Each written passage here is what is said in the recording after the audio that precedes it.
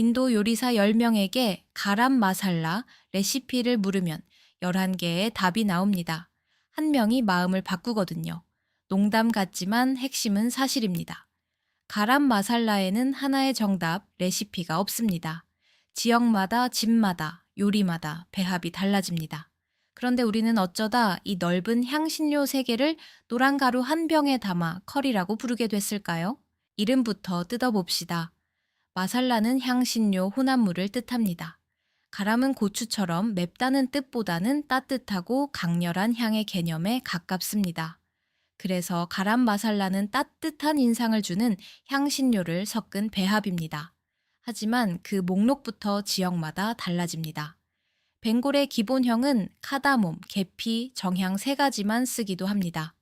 반면 펀자브식 배합에는 커민, 코리아엔더, 후추와 여러 카다몬까지 폭넓게 들어갑니다.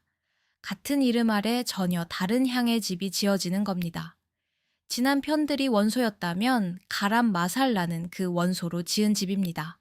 중요한 차이도 있습니다. 가람 마살라는 요리 마지막에 넣는 경우가 많습니다. 오래 끓이기보다 불을 끄기 직전이나 완성 뒤에 넣어 휘발성 향을 남기는 겁니다. 물론 조리 초반에 쓰는 지역과 레시피도 있지만 마무리에 넣을 때 가장 존재감이 분명합니다. 조미료라기보다 음식에 뿌리는 마무리 향수에 가깝습니다. 이제 불편한 이야기를 할 차례입니다. 커리라는 말의 뿌리는 남인도 타미러카리에서 왔습니다. 하지만 영국 식민지 시대를 거치며 그 말의 범위가 크게 달라졌습니다.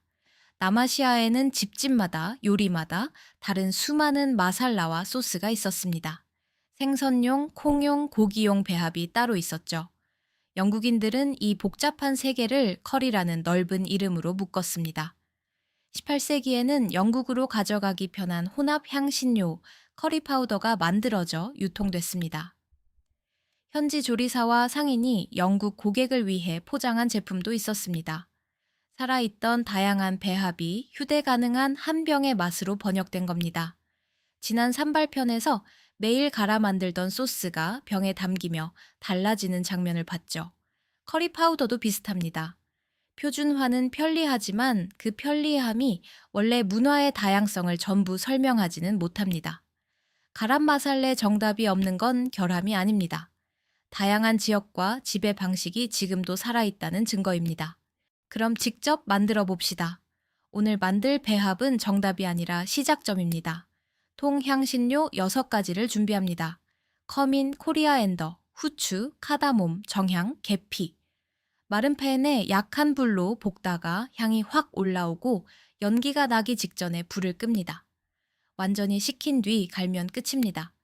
처음에는 커민과 코리아엔더를 넉넉히 깔고 후추와 계피는 그보다 적게, 향이 강한 카다몬과 정향은 조금만 넣어보세요. 다음번에는 카다몬을 줄이거나 후추를 늘려도 됩니다. 고기 요리에는 묵직하게, 채소와 콩에는 조금 더 밝게 조절할 수도 있습니다. 몇 번 만들다 보면 손에 맞는 비율이 생깁니다. 그게 바로 당신 집의 가람 마살라입니다. 쓰는 법은 하나만 기억하면 됩니다. 마지막에 조금 넣을 것, 볶음 요리나 콩 요리, 계란국 마무리에 반 티스푼만 뿌려도 향의 방향이 확 달라집니다. 삼계탕에도 아주 조금부터 시험해 볼 수 있습니다. 완제품 가람 마살라를 사도 괜찮습니다. 편리하니까요. 다만 개봉 뒤에는 향이 줄어드니 작은 병으로 사서 빨리 쓰세요. 더 다양하게 쓰고 싶다면 통향신료 6가지를 각각 준비하는 방법도 있습니다. 섞으면 가람 마살라가 되고 따로 쓰면 각자의 요리에 쓸 수 있습니다.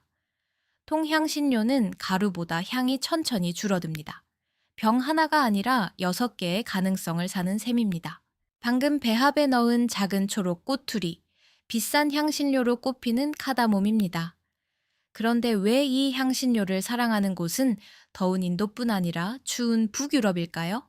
다음 편 카다몬입니다.